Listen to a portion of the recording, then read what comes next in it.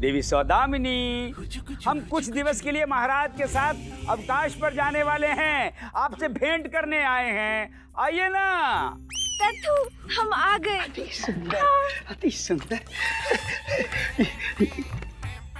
कहाँ प्रस्थान करने जा रही हैं आप? आपके साथ तत्थु। बहुत अच्छे। ना, हम आपको नहीं ले जा सकते। किंतु हमने आपके साथ जाने का निश्चय कर लिया है। कैसे कर लिया, क्यों कर लिया? ये संभव नहीं है।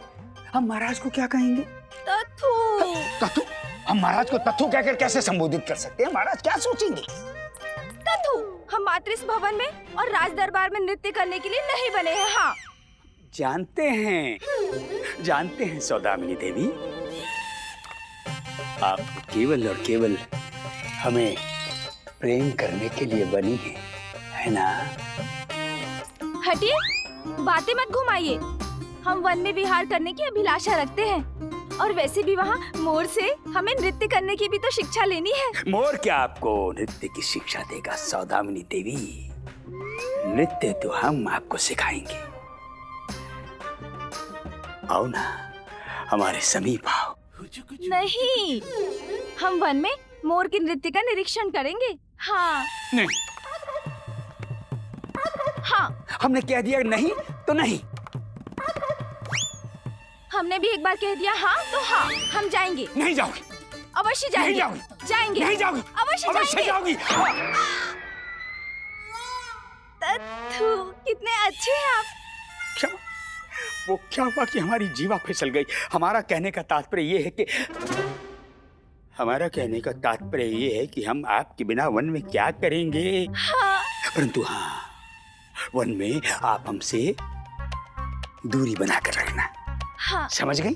बल्कि हम आपका शिविर ही अपने शिविर से दूर बनवाएंगे, ताकि जब हम आपको मिलने के लिए आए तो किसी को शंका ना हो।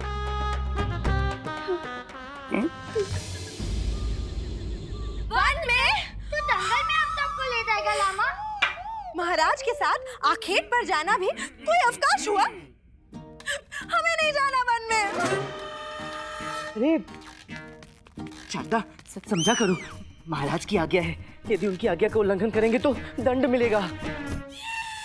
देखो अम्मा, शारदा, वन इतना बुरा स्थान भी नहीं है सैर करने के लिए। वहाँ उस वन में पशु पक्षी होंगे, वनस्पतियाँ होंगी। महाराज के सानिध्य में उन सबको देखने का अवसर मिलेगा। सच कहे तो हमें भी बचपन से वन में घूमने की बहुत इच्छा थी, है ना? हाँ, वन्य जीवों से हमें बेहद लगाव है। यही देखकर तो हमारे पिता ने हमारा विवाह आपसे करवा दिया। है?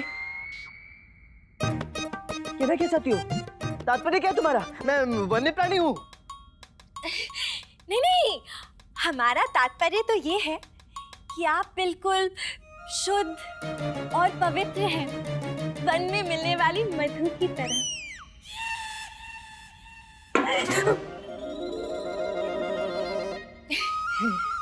चलो ये भी अच्छा है, वनी थे ढलते बाल निकलने का तो अवसर मिले था। हाँ, ठीक है, वन ही जाएंगे। मुझे भी बाघ देखना है। नहीं अम्मा, वन में बाघ नहीं है। हाँ, नहीं। जंगल में बाघ कहाँ होते हैं? छोटे मोटे जीव जंतु हैं, खरगोश, हिरण, मोर, तोता, बस। बहुत आनंद आया था। चल तो ठीक है, इस बार हम वन ही जाएंगे। ए बंधु, रामा, ये क्या कर रहा है? वहाँ वन में नरभक्षी बाघ होगा। जब इन्हें सत्य ज्ञात होगा तो बाघ बाद में, ये पहले ही तुझे जीवित खा जाएंगे।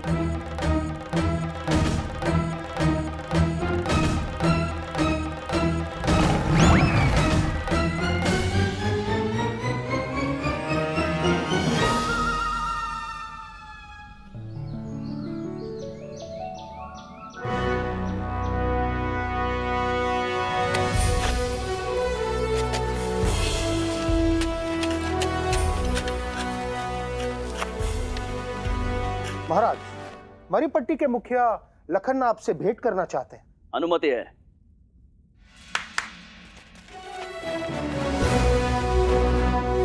महाराज की जय हो। महाराज, ये कुछ फल लाया हूं आपके लिए। जी महाराज। महाराज, यही लखन्ना है, मरीपट्टी के मुखिया। अहो भाग्य महाराज कि आप यहाँ पधारे। महाराज, इनके पास नरबख्शी बाग की सूचना है। क्षमा कीजिएगा महाराज, परंतु वो बाघ नहीं, शैतान है, शैतान। कई सारे रूप धर लेता है महाराज।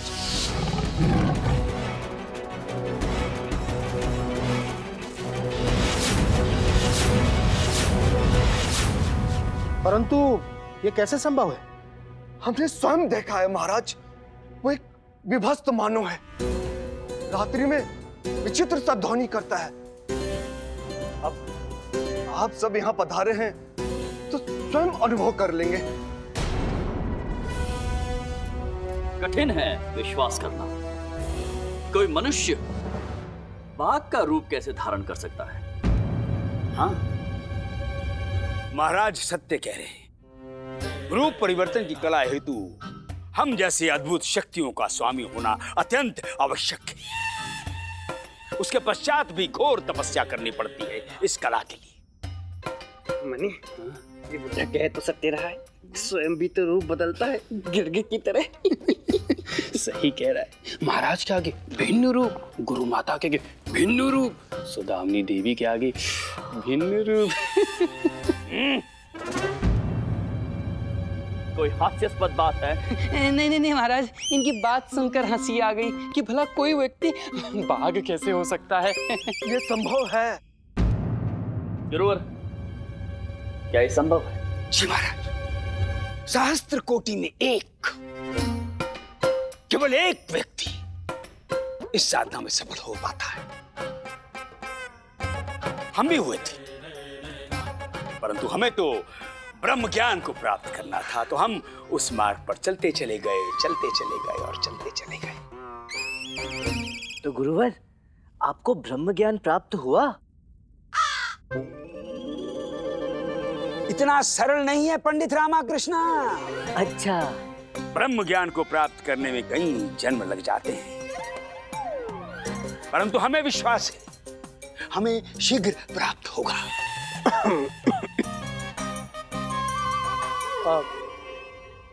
लखन्ना, आप महाराज को बताइए कि आपने क्या देखा। सिर्फ मैंने नहीं देखा, कई गांववासियों ने भी देखा है महाराज। रात्रि के अंधकार में जैसे कोई विशाल बानर आ रहा हो। महाराज, वो विचित्र सा आदमी दिखाई देता है, तत्पश्चात वो बाघ का रूप धारण कर लेता है।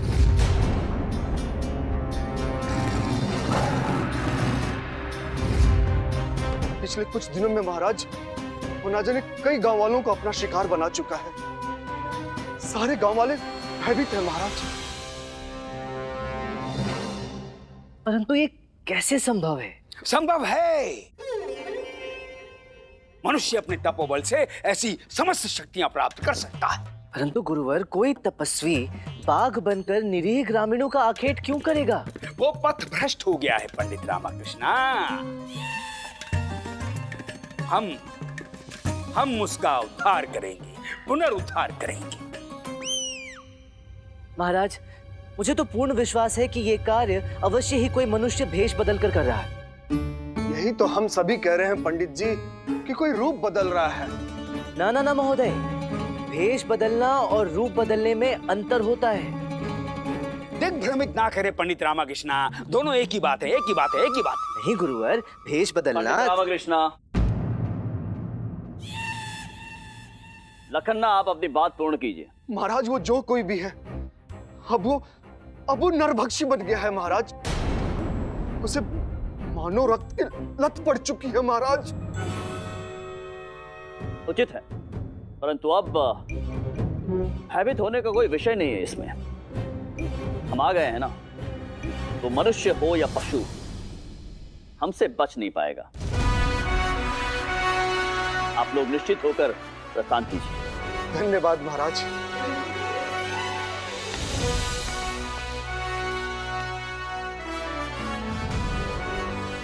महामंत्री जी।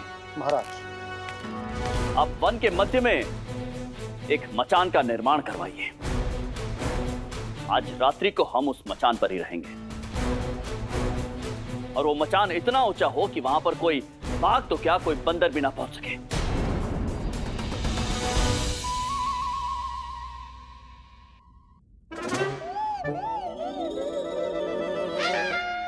अर्थात बाघ, बंदर, लोमड़ी, भालू, वन मानुस, आदि मानव और इन सब पर हम वहां से दृष्टि रख सके इतना ऊंचा मचान बनाइए। जो आज्ञा महाराज।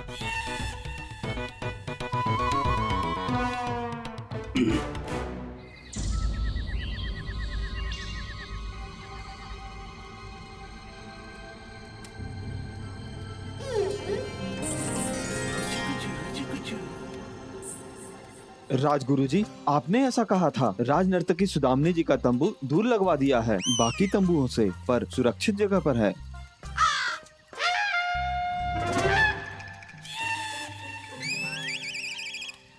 हाँ हाँ, वो इन्हें एकांत चाहिए ना, मोर के निरीक्षण के लिए।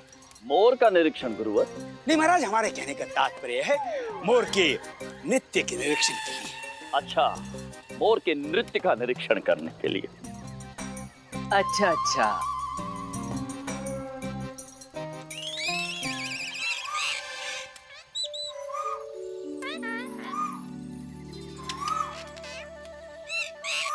कितने दिवस पश्चात आज हमने राम चिरैया की ध्वनि सुनी है। नहीं नहीं नहीं नहीं, ये राम चिरैया नहीं है, ये तो पपीहा है। राम चिरैया है, ये पपीहा है। राम चिरैया है, हम कह रहे हैं ना, ये पपीहा है। हाँ माँ, पक्षी हम समझ गए, परंतु कौन सी पक्षी, राम चिरैया या पपीहा?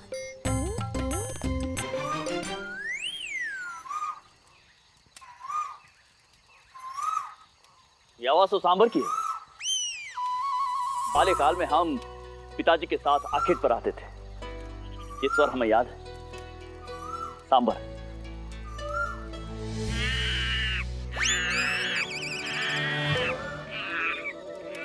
ये स्वर, ये वानर है। हाँ हाँ, ये जंगली वानर की ही ध्वनि है।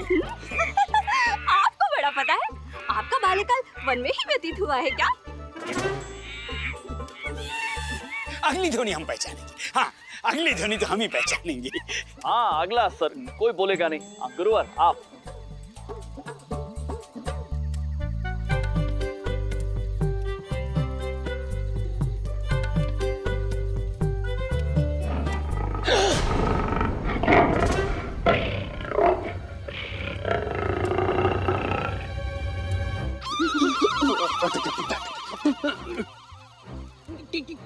क्या हुआ गुरुजी? शब्दों में उगली है गुरुजी। बाघ! बाघ! सही उत्तर, ये बाघ की ही दहाड़ है। आपको बड़ा पता है, आपका बाल्यकाल वन में ही व्यतीत हुआ है। शांत हो जाइए आप लोग, ये कीड़ा का समय नहीं है, बाघ है यहाँ पर।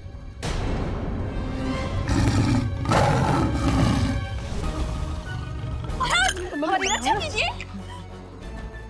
गुरुजी, सौदामिनी, बचाओ गुरुजी, बचाओ। बाघ? आपने तो कहा था यहाँ कोई बाघ नहीं होगा।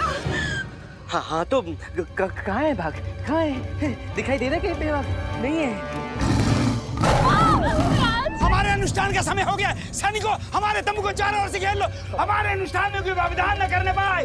महाराज की जय हो। महाराज की जय हो।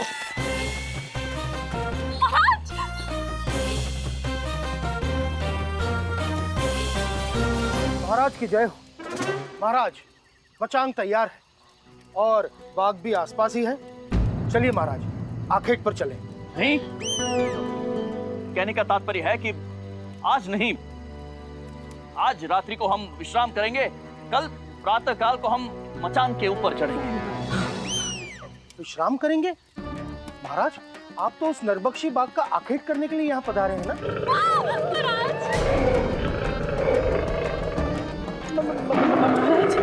कुछ कीजिए। नरबक्षी बाघ? नरबक्षी बाघ तो मनुष्य जाता है। हाँ हमें ज्ञात है, इसलिए तो भयभीत हो रहे हैं।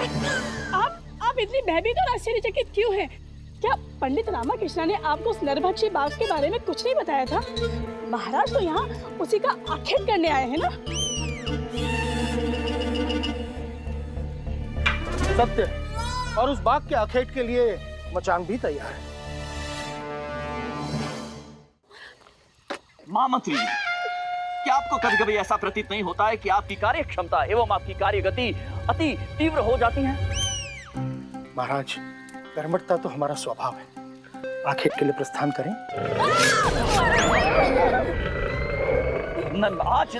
आज नहीं मंत्रीवर, हम यात्रा के कारण थक गए हैं।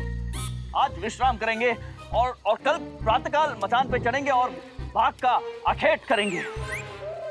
जो आज्ञा महाराज। शांत हो जाइए आप महारानी, आप चलिए हमारे साथ, हम शिविर में चलते हैं। आइए सब आइए।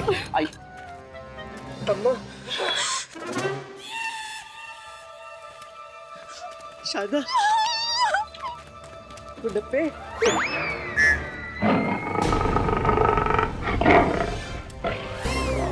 ध्यान रहे सैनिकों, पूरी सतर्कता से।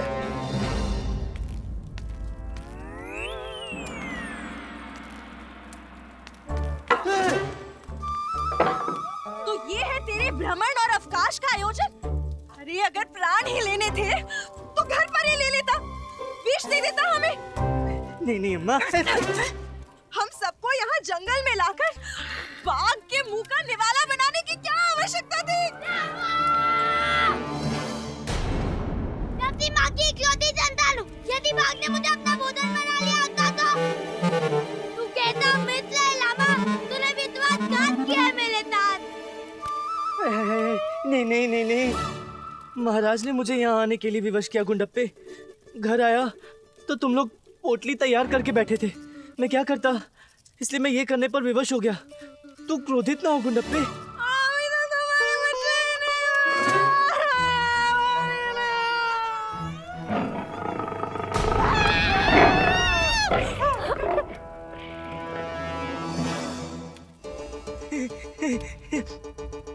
तुम्हारा स्वप्न भी तो पूर्ण हो जाएगा ना अम्मा?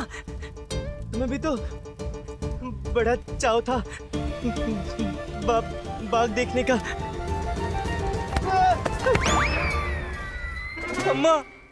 अम्मा कह रही हैं वो बाघ को अवश्य देखेंगी, परंतु आपके देखने के पश्चात। अरे अम्मा, रुको तो। अरे अम्मा नहीं, अम्मा बाहर बाघ है। अरे अम्मा नहीं, अरे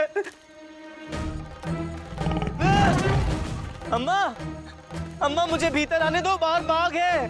परंतु अगर आप अंदर आए तो हम आपको खा जाएंगे। हे भगवान, क्या करूं? बाहर बाघ है और अंदर ये शेरनियां।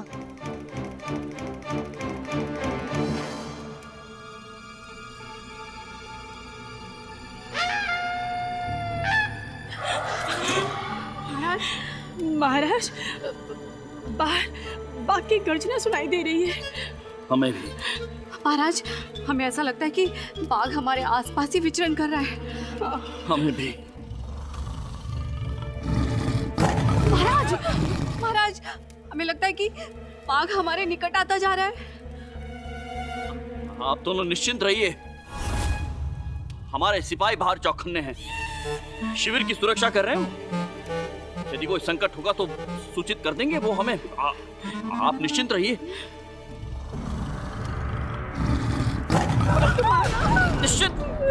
निश्चिंत रहिए। अब हम सो जाते हैं। महाराज,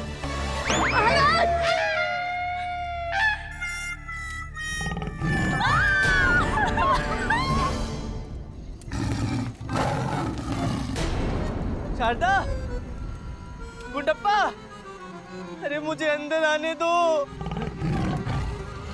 अम्मा, कम से कम तुम तो मुझ पर दया करो।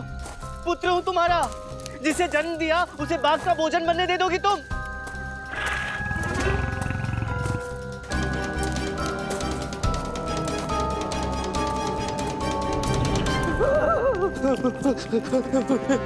अम्मा अम्मा अम्मा अम्मा नहीं, तुम मुझे जितना ही मारो, मैं बाहर नहीं जाऊंगा, मैं नहीं जाऊंगा बाहर। अरे नहीं जाऊंगा, नहीं जाऊंगा।